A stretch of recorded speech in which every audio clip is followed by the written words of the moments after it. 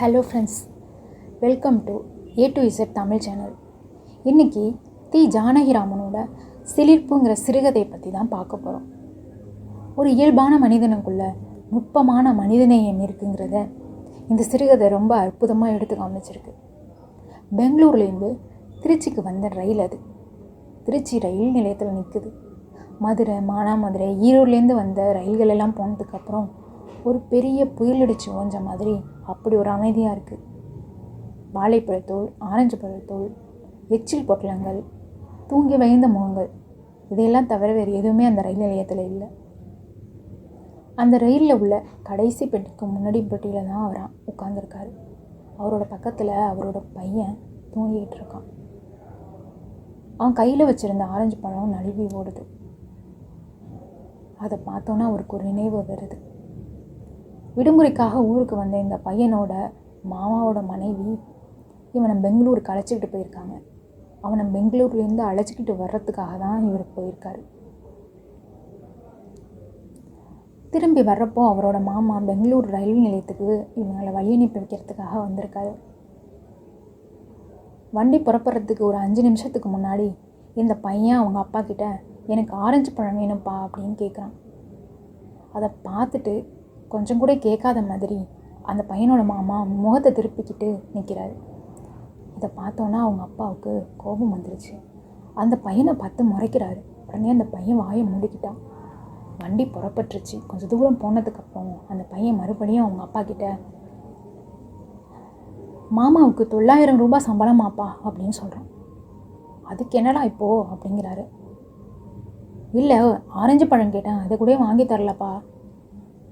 அவர் ஏன்டா வாங்கி தரணும், நான் வாங்கி தரேன் அப்படிங்கிறாரு. நீ எப்படி வாங்கி தருவியா, உனக்கே 100 ரூபாய் தானே சம்பளம் அப்படிங்கிறான். உனக்கு யாருடா சொன்னதுன்னு ரொம்ப திகைப்பா அவர் கேட்குறாரு. மாமா தான்ப்பா சொன்னார் அப்படிங்கிறான். உங்ககிட்ட சொன்னாராடா? என்கிட்ட சொல்லலை. நீ ஒரு நாள் லெட்டர் போட்டப்போ மாமிக்கிட்ட சொல்லிகிட்டு இருந்தாரு. அது மட்டும் இல்லை, உன்னால் ஒரு அருணாக்குடி கூட வாங்க முடியாதான் அப்படின்னு சொல்கிறான். தொடர்ந்து நான் ஒரு 3 சக்கர சைக்கிள் கேட்டேன், அதையும் இதை வாங்கித்தரேன் அது வாங்கித்தரேன் அப்படின்னு சொல்லிட்டு வாங்கியே தரலப்பா, ஏமாற்றிக்கிட்டே இருந்தார் அப்படின்னு சொல்கிறான். அவர் ஏண்டா வாங்கி தரணும், நான் உனக்கு வாங்கித்தரேன் அப்படின்னு சொல்கிறாரு. அப்புறம் எனக்கு ஆரஞ்சு பழமும் வேணும்ப்பா அப்படின்னு அந்த பையன் சொல்கிறான். வண்டி கிளம்பிருச்சு, திருச்சி வந்ததும் நான் வாங்கித்தரேன் அப்படின்னு அவங்க அப்பா சொல்கிறாரு. அவனும் சரின்னு சொல்கிறான். சரி நீ தூங்கு அப்படின்னு அவங்க அப்பா சொல்கிறப்போ, நீ ஒரு கதை சொல்லு, நான் தூங்குறேன் அப்படின்னு அந்த பையன் சொல்கிறான். இவரும் கதை சொல்ல ஆரம்பித்தேன். கொஞ்ச நேரத்துலேயே அந்த பையன் தூங்கிட்டான். அடுத்தவங்களை ஏற்றி பிழைக்கிற குணமும் தன்னோட மனைவி கிட்ட கூட உண்மையாக இல்லாத ஒரு நிலைமையும் இருக்கிறவர் தான் அந்த பையனோட மாமா. அவர் அப்படி இருக்கிறப்போ தன்னோட கையாலாகாத தனத்தையும் இயலாமையும் தன்னோட குழந்தைகிட்ட சொல்லணுமான்னு யோசிச்சுக்கிட்டே இருந்தார் அன்றைக்கி ஃபுல்லாகவே. வண்டி திருச்சிக்கு வந்ததும் ஆரஞ்சு பழங்களை வாங்கி அந்த பையன்கிட்ட கொடுக்குறாரு. உரித்து சாப்பிட்றா அப்படின்னு சொன்னப்போ, நான் இங்கே உரித்து சாப்பிட மாட்டேன், வீட்டுக்கு போயிட்டு அம்மாவை உரித்து தர சொல்லி கையில் வாங்கி தான்ப்பா சாப்பிடுவேன் அப்படின்னு சொல்கிறாரு. இவரை சிரிச்சுக்கிட்டே சரிடா அப்படின்னு சொல்கிறாரு. இந்த பழத்தை தான் அந்த பையன் கையில் வச்சுருந்தான். அவருக்கு தண்ணி தாகம் எடுக்கிற மாதிரி இருந்ததுனால வண்டியை விட்டு கீழே இறங்கி தண்ணி குடிக்கிறதுக்காக போனார். அப்போது ஒரு பெண்மணியும் ஒரு சிறுமியும் அந்த ரயிலில் ஏறுறாங்க. இதை பார்த்துட்டே அவரும் போகிறாரு. பார்த்தா இவங்க உட்காந்துருக்க இருக்கைக்கு எதிர் இருக்கையில் தான் அந்த அம்மாவும் குழந்தையும் உட்காடுறாங்க. ஒரு மாம்பழ கலர் புடவை, நெத்தியில் பளிச்சுன்னு ஒரு பொட்டு, கழுத்தில் 7-8 வடை சங்கிலி, கையிலையும் அப்படி தான். பார்க்கவே ரொம்ப பிரகாசமாக இருந்தாங்க. இந்த சிறுமி காதில் ஒரு ரப்பர் வளையம், கழுத்தில் பட்டை அடித்த கண்ணாடி மணி மாலை, ஒரு கிழிஞ்ச சீட்டி பாவாடை, சிவப்பு கலரில் வாயில் புடவை, கை காலெல்லாம் குச்சி குச்சியாக இருந்துச்சு, மூஞ்சி எண்ணெய் வழிஞ்சிச்சு, கண்ணு தூங்குறார் போலவே இருந்துச்சு. இவங்களுக்கும் அந்த பொண்ணுக்கும் கொஞ்சம் கூட சம்மந்தமே இல்லை. இவர் யோசிச்சுக்கிட்டே இருந்தார், கேட்கலாமா என்னன்னு. அந்த அம்மா, இது மாயவரம் போகிற வண்டி தானே அப்படின்னு கேட்குறாங்க. இவரும் ஆமாம்.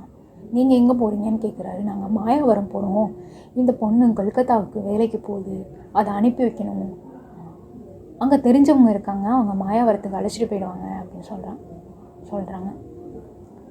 இவரும் மாயாவரத்துக்கு இவரும் கல்கத்தாவுக்கு ஏமா போகிற அப்படின்னு கேட்குறாங்க. வேலைக்கு அப்படின்னு அந்த பொண்ணு சொல்ல, வேலைக்கா, உன் பேர் என்னம்மா அப்படின்னு கேட்குறாரு. காமாட்சின்னு சொல்லுது. உனக்கு அப்பா அம்மாலாம் இருக்காங்களான்னு கேட்குறாரு. அப்பா 1ஆம் வகுப்பு வாதியார் அப்படின்னு சொல்லுது. அண்ணன் தம்பியெல்லாம் இருக்காங்களா? எனக்கு 4 அக்கா 2 அண்ணன், ஒரு தம்பி, அப்புறமா ஒரு தங்க அப்படின்னு சொல்கிறாங்க. சம்பாதிக்கிறதெல்லாம் மதிய சாப்பாட்டுக்கே செலவாயிடும், அதனால தான் வேலைக்கு போகிறேன் அப்படிங்கிறா.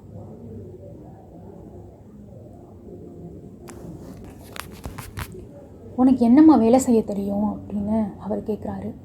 எனக்கு புடவை துவைக்க தெரியும், இட்லி தோசைக்கு மாவாட்ட தெரியும், ரசம் குழம்பெல்லாம் வைக்க தெரியும், குழந்தைங்களெல்லாம் பார்த்துக்க தெரியும் அப்படிங்கிற.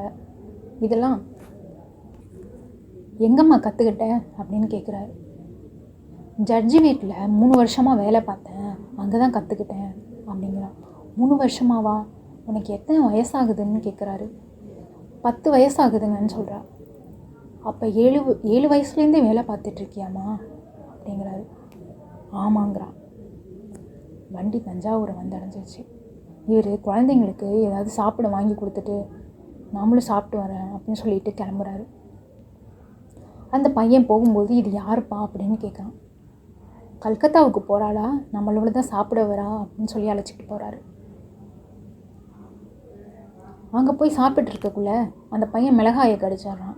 ரொம்ப காரமாக இருக்குதுப்பா அப்படின்னு அவங்க அப்பாட்ட சொல்ல, இந்த குழந்தை உடனே அந்த உணவகத்துக்குள்ளே போயிட்டு ஒரு பிடி சர்க்கரை அள்ளிட்டு வந்து இந்த பையன்கிட்ட கொடுக்குறான். அந்த பையனும் சிரிச்சுக்கிட்டே வாங்கி சாப்பிட்டுட்டு அவங்க அப்பாவை பார்க்குறான். சாப்பாடு கெட்டி கெட்டியாக இருந்ததுனால அந்த பொண்ணு நல்லா பிசைஞ்சு இந்த பையனுக்கு ஊட்டி விடுறா. சாப்பிட்டதும் கை கழுவி விட்டு வாயெல்லாம் கழுவி விட்டு பத்திரமா பார்த்துக்கிட்டா. ஏதோ ரொம்ப காலமாக பழகுன மாதிரி அவனை பத்திரமா ரயில் கழிச்சிட்டு போனான். இதையெல்லாம் பார்த்தவருக்கு ஒரு குழந்தை இன்னும் கொஞ்ச நேரத்தில் அவங்க அம்மாவை பார்க்க போகுது, ஆனால் இன்னொரு குழந்தை அவங்க அம்மாவை விட்டு ரொம்ப தூரம் போகுது அப்படின்னு நினச்சிக்கிட்டே இருந்தார். வண்டியில் ஏறினதும் அந்த அம்மா கிட்ட கொல்கத்தாவில் இருக்கவங்க தெரிஞ்சவங்களா அப்படின்னு கேட்குறாரு. ஜட்ஜோட ஒன்று விட்ட மச்சனம் தான் அவர். ஏதோ கம்பெனியில் வேலை பார்க்குறாராம், மாதம் 3000 ரூபாய் சம்பளம் வாங்குறாரு. என்ன தான் சம்பளம் வாங்கினாலும் வேலை பார்க்குற பொண்ணு அவங்க 2 பேரையும் தன்னோட அப்பா அம்மான்னு நினச்சிக்க முடியுமா? என்ன தான் இருந்தாலும் பெறத்தியார் வீட்டு பொண்ணு தானே. ஆனால் இந்த பொண்ணு ரொம்ப சமத்து, எங்கே போனாலும் பொழைச்சிக்குவா அப்படின்னு அந்த அம்மா சொல்ல இவருக்கு ரொம்ப மனசெல்லாம் கனமாயிருச்சு. அமைதியாகவே உட்காந்துருந்தார். அந்த அம்மா அந்த பையனை பார்த்து, கொடுப்பா, நான் அந்த பழத்தை உரிச்சு தரேன், சாப்பிடு அப்படின்னு சொல்கிறான். உடனே அந்த பையன், இல்லை, எங்கள் அம்மா உரிச்சு தந்தால் தான் நான் சாப்பிடுவேன், அதுக்காக தான் வச்சுருக்கேன் அப்படின்னு சொல்கிறான். உடனே இந்த அம்மாவும் சரி அப்படிங்கிறாங்க. அவரோட பையன் அந்த பொண்ணை பார்த்து, உனக்கு எத்தனை வயசாகுது அப்படின்னு கேட்குறான். 10 வயசாகுதுன்னு அந்த பொண்ணு சொல்கிறான். அப்போ நீ 5ஆம் வகுப்பு படிக்கிறியா அப்படின்னு கேட்குறான். நான் படிக்கலை, 5ஆம் வகுப்பு படிக்கலை அப்படின்னு அந்த பொண்ணு சொல்லுது. உடனே இவன், எனக்கு 6 வயசாகுது, நான் 1ஆவது படிக்கிறேன், அப்படின்னா உனக்கு 10 வயசாகுதுன்னா நீ 5ஆவது தானே படிக்கணும் அப்படின்னு விரலை விட்டு எண்ணிக்கிட்டே அந்த பொண்ணுக்கிட்ட கேட்குறான். அவங்க அப்பா சொல்கிறாரு, அந்த பொண்ணு படிக்கலைப்பா, வேலைக்கு போகுது அப்படின்னு சொல்கிறாரு. உடனே அவன், வேலைக்கு போறியா, அப்போ உனக்கு சைக்கிள்லாம் ஓட்ட தெரியுமா அப்படின்னு கேட்குறான். எனக்கு சைக்கிள்லாம் ஓட்ட தெரியாது அப்படின்னு அந்த பொண்ணு சொல்ல, சைக்கிள் இல்லாமல் எப்படி வேலைக்கு போவியா அப்படின்னு அந்த பையன் கேட்குறான். இந்த பொண்ணு, நான் நடந்து போவேன் அப்படின்னு சொல்லுது. உடனே அவன், நம்ம அப்பாலாம் வேலைக்கு சைக்கிளில் தானே போகிறாரு, இந்த பொண்ணு மட்டும் எப்படி நடந்து போகணும்னு யோசிச்சுக்கிட்டே வரான். ரயில் கும்பகோணத்துக்கு வந்துடுச்சு. அவரும் புறப்பட தயாராக இருந்தார். இறங்க போகிறதுக்கும் முன்னாடி அந்த பொண்ணுக்கிட்ட ஒரு 1 ரூபாய் தராரு. அந்த அம்மா வாங்காமல் மறுக்கிறாங்க. உடனே இவர், இது ஒன்றும் உங்கள் குழந்தை இல்லையே, வாத்தியார் வீட்டு குழந்தை தானே, நீங்கள் அழைச்சிக்கிட்டு தானே வரீங்க, அப்போ நான் இதை கொடுக்கறதுல எந்த தப்பும் இல்லை, என்னால் முடியாது, இவ்வளோ தான் இருக்குது அப்படின்னு சொல்லி அந்த 1 ரூபாய் நீட்ட அந்த சிறுமியும் வாங்கிக்கிறா. இந்த பையன் யோசிச்சுட்டு தன் கையில் வச்சுருந்த அந்த ஆரஞ்சு பழத்தை அந்த பொண்ணுக்கிட்ட கொடுக்குறான். அந்த அம்மா உடனே, நீயே வச்சுக்கப்பா, ஊருக்கு போயிட்டு உங்கள் அம்மா உரிச்சு தர சொல்லி அதை வாங்கி சாப்பிடணும்னு தானே வச்சுருந்த, இதையும் தர நீ வச்சுக்க அப்படின்னு அந்த அம்மா சொல்ல இந்த பையனோட மூச்சு வாடி போச்சு. அவங்க அப்பாவை பார்த்து வாங்கிக்க சொல்லுங்கப்பா அப்படின்னு சொல்கிறோம். உடனே அவரும் வாங்கிக்கம்மா அப்படின்னு சொன்னோன்னா அந்த சிறுமி வாங்கி வச்சுக்கிட்டான். இதை பார்த்த அந்த அம்மா அந்த பையனை கூப்பிட்டு எனக்கு ஒரு முத்தம் கொடுத்துட்டு போ தம்பி அப்படின்னு சொன்னாங்க. இதெல்லாம் பார்த்து அவருக்கு உடம்பெல்லாம் செலுத்துச்சு.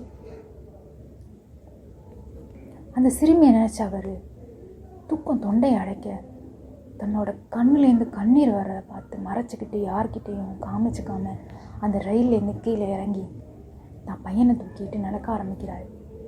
அந்த பையனுக்கு என்ன நடக்கவா தெரியாது. அவனை அப்படியே ஆற தழுவி அணைச்சி தூக்கிட்டு போகிறாரு. அவருக்கு அந்த அன்பையே அந்த சச்சிதானந்தத்தையே தூக்கிட்டு போன மாதிரி ஒரு ஆனந்தமாக இருந்துச்சு. மீண்டும் இன்னொரு கதையில் சந்திக்கலாம். நன்றி.